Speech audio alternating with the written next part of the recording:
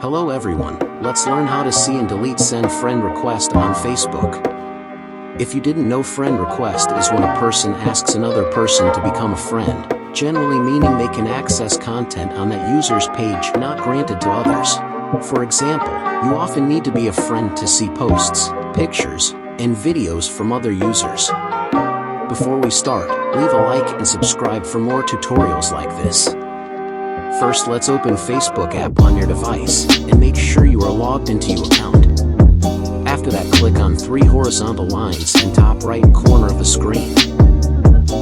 When you do that, you will come on this menu, and you need to go on Find Friends. On this menu, you can see all friends requests you have, but to see request you send, you need to click on See All in top right corner of the screen, and then click on View Send Request at the bottom of the screen.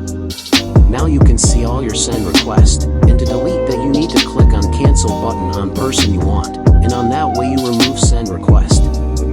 So thanks for watching, see you in the next video, goodbye.